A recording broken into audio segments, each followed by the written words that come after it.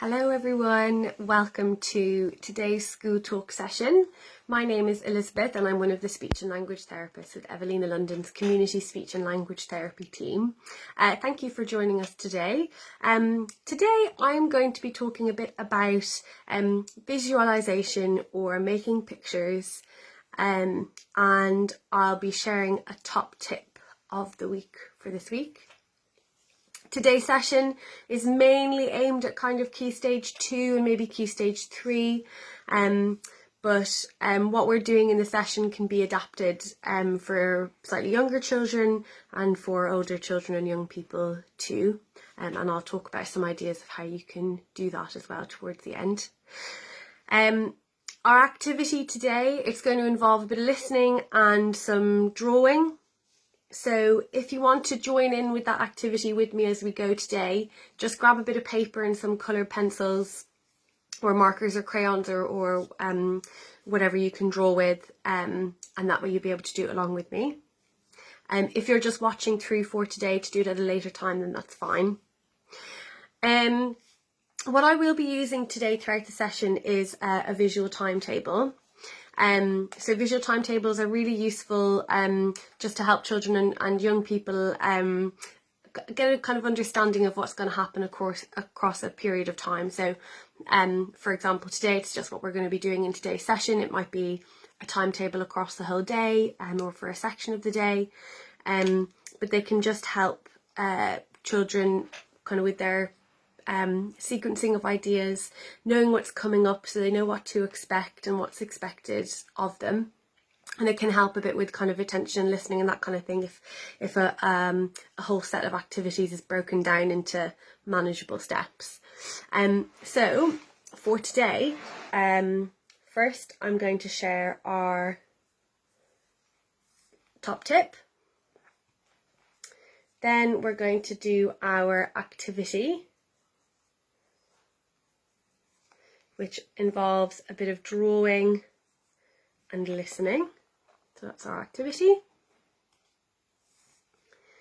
Then I'll give you a bit of a summary of what we've talked about. So summary, and then we'll say goodbye. So first on our timetable for today is I'm just going to give you a bit of a top tip for the week around this idea of visualization. So my top tip for today is practice making pictures from the words that you hear, okay, or practice helping your child to make pictures about what they can hear, or the young person that you work with. So this is what we call visualization or visualizing. And some children, young people and adults as well can really struggle with this. And for the children and the young people that we work with, we might see this as something that impacts things like their listening comprehension or their reading comprehension. So being able to understand the words that they're hearing and the words that they're reading in class and at home. If you know, it kind of makes sense that would be the impact. If you can't make a kind of mental picture about what you're hearing or what you're reading, it can make it really difficult to understand it. That makes it difficult to remember it. So it kind of has this knock-on effect. But it is something that we can practice. And it's something that we can help children and young people to try and get a bit better at, making these pictures in their heads, which will in turn then support their understanding of what they're hearing and what they're reading, and being able to kind of remember it then as well. If they've got more of an understanding of it, it's easier to remember.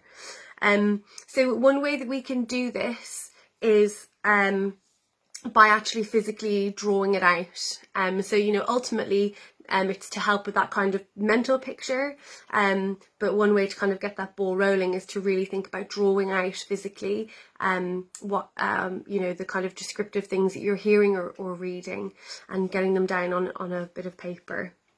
In today's session I'm going to read a kind of short paragraph to make a picture about.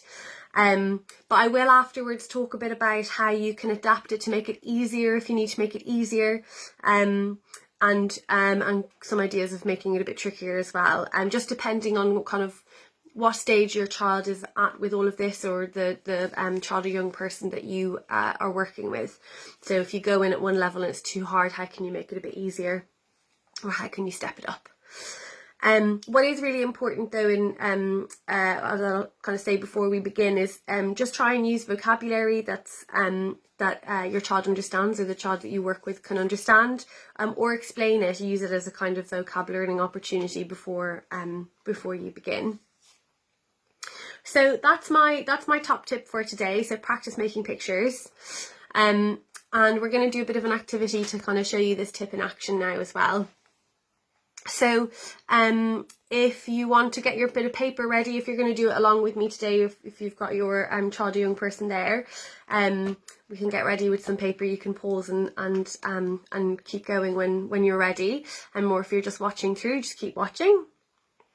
So what we're going to do is I'm going to read a short paragraph. It's just a couple of lines that will hopefully conjure up some pictures in your head. And what I want you to do is try and draw what you're hearing. So use some of the words that you're hearing to make a picture in your head that you're going to draw out onto a piece of paper. Now, I'll read it kind of line by line, and we might go over it, and I can read the whole thing more than once.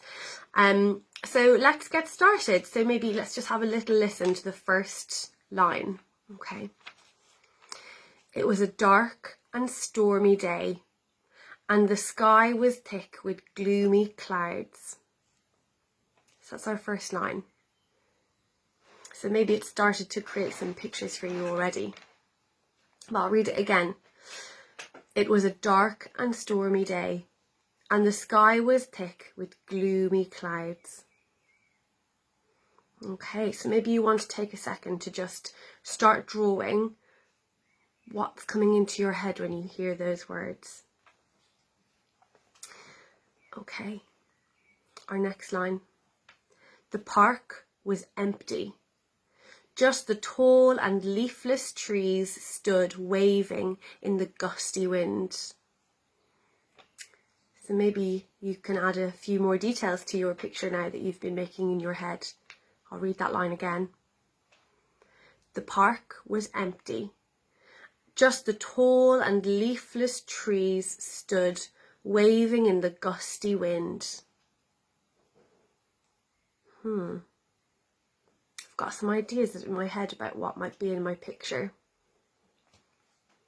A little bit more.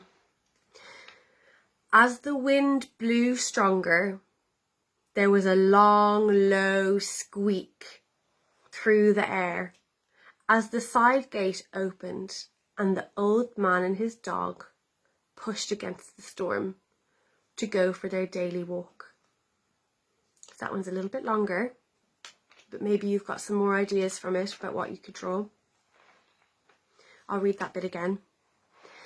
As the wind blew stronger, there was a long, low squeak through the air as the side gate opened and the old man and his dog pushed against the storm to go for their daily walk. Okay, so that's our paragraph for today. So hopefully you've got some ideas in your head about what you might be drawing to go with this paragraph. I'm going to read it again. If you are still drawing, you can pause the video for a second, get some more of your ideas down, and maybe your grown-up at home can help you with some of your ideas. I'm going to read it again, and this time I want you to think not just about what you might be able to see in your head and draw, but also what sounds you might hear if this was happening in real life. What sounds might you be able to hear from this paragraph and this scene? So I'll read the whole thing through in one go. It was a dark and stormy day, and the sky was thick with gloomy clouds. The park was empty. just the tall and leafless trees stood waving in the gusty wind. I wonder what that might sound like. As the wind blew stronger, there was a long, low squeak through the air. As the side gate opened and the old man and his dog pushed against the storm to go for their daily walk. Okay, so hopefully that second time through you could think a little bit about what you might hear as well as what you might see if this was happening in real life. So what I've done is I drew my own picture of this earlier as well, so I'll show you what I drew. So here's my dark, stormy day. I've got my gloomy clouds. And here's my park, which at first was empty. And I've got some tall, leafless trees. So I've got some bare trees there with no leaves. Now, the next bit was about it being a bit windy, so there was some gusty wind.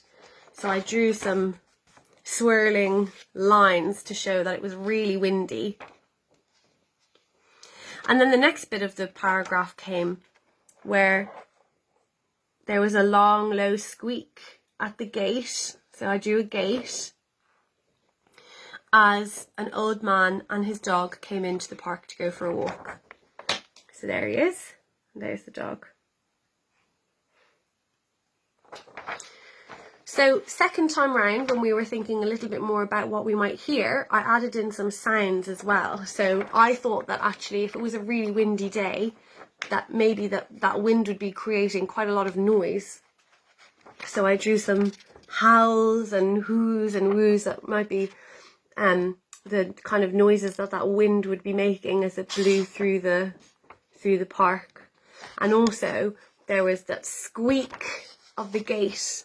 So I drew in a squeak just to help me really picture what it would be like. Maybe another sound that you might hear might be the old man's and his dog's feet crunching along the path in the park. That might be another sound that you could hear. So that's my picture from that paragraph. Maybe you've got something similar at home. What you could do after you've kind of read through a paragraph, you can maybe show your child or the young person that you work with the written version of the paragraph. So maybe they just listen first and then they can do the picture after they've read through the paragraph. Maybe they can start drawing from listening and then continue adding details from the written version. But what they can do is go through the paragraph and underline some of those really descriptive lines or the descriptive words. So things like dark, stormy day, gloomy clouds, an empty park, tall leafless trees, gusty wind, those kinds of things, underlining those through the paragraph so that they know kind of what pictures are maybe need to be included or what details need to be included in this picture. So that's our activity for today. What I'm just going to show you our visual timetable again. So our activity is kind of finished, but I'm going to give you a few ideas kind of summarising what we've talked about, but also some ideas of how you can make this easier and make it a bit harder. So one way that you might want to kind of make it a bit easier, especially if this is something that you're doing for the first time, is just literally do one sentence at a time and kind of have them draw it out. And it could be a nice simple sentence, simple vocabulary like the black cat slept on the green rug, something like that. Really simple, but just to kind of get this whole idea going of, well, we can make a picture in our head when we hear these words. Let's draw it to help us keep that picture in our heads. So one sentence at a time would be one way to make it a bit easier to get going with. Another way to make it even easier still could be actually starting off by just doing things like describing objects or drawing objects from a description, or something like describing a really familiar place for them to draw. So something that they kind of already have a bit of a picture in their head about what it is because it's something really familiar. And that kind of getting the ball rolling a little bit with this idea of having that picture in your head and being able to draw it out. As I said earlier, just be mindful of the vocabulary that you're using. If it's too tricky, if there's too many kind of descriptive words or kind of unfamiliar vocabulary items within a paragraph, it's going to be very difficult to create a picture if you don't know what lots of the words mean. So just be mindful of the vocabulary that's coming up. We're wanting to use this to develop things like adjectives and those describing words and knowing what they mean and how we can use them ourselves. But if it's too tricky, it's going to be too hard to understand to be able to create a mental picture to draw out. So just be mindful of vocab. So some things that you can use at home, try using books and stories at home to practice this as well. It doesn't have to be a kind of new idea, new paragraph or new material. Anything at home that you've got that has a little bit of a kind of descriptive part of it would be absolutely great, especially again if you're thinking about getting going with this, maybe using some familiar stories before kind of using it to explore new stories and books. And as I said earlier, the aims of this are that it really helps with understanding and understanding of what you're hearing, also understanding of what you're reading if you're using this as a reading comprehension activity. And if that understanding is there, if that understanding is better about what you're hearing and what you're reading, it's going to be much easier to remember it, and it's going to be much easier to do things like being able to retell what happened in the story or kind of what happened in that paragraph. If you've got a really clear understanding and picture in your head, you'll be able to kind of sequence that back again to retell it. So that's my kind of summary for the activity for today. That top tip is to practice making pictures about what you're hearing and what you're reading, and we start this by physically drawing things out. Just a couple of things for the end of our school talk video. Give it a go, just try practicing at home. The other thing to try practicing at home is using a visual timetable. You can use it for things like an activity like this, or for getting homework done, or you might want to use it for things like this is what we're going to do this weekend, or this is what you need to do before going to bed, or the before school morning routine, anything really just to sequence out those steps to what needs to happen. I've used a whiteboard. You can use a scrap of paper or anything you like at home, just something to get it down visually. If you have any questions about any of this or about your child's language or communication development, you can always go and take a look on our website. So this is our website here, so it's www.evelinalondon.nhs.uk/community speech and language. And there's a section there for advice and support. So do take a look there. There's loads of useful information and loads of links to other places that have useful information as well. And there's also lots of information on our Facebook page, and this link is also on our Facebook page. If you've had a look and you still can't really find the answer to your question, you can always email us as well. So our email address is gst-tr.contactslt@nhs.net. So do pop us an email if you can't find the answer to your question, or want to speak to somebody, and somebody will get back in touch with you from there. If your child goes to a school in Lambeth or in Southwark, you could also come to one of our school drop-ins. They're on a Wednesday afternoon, and that is an opportunity to speak directly to a speech and language therapist. So if that's something that you wanted to do, just speak to the Senko at your child's school, and they'll be able to give you some more information like dates and kind of how to access it. So speak to your Senko if that's something you'd like to do. That is everything for today. Thank you for joining me. There'll be another video up next week. Have a go at making some pictures at home, and we'll see you again soon. Thanks. Bye.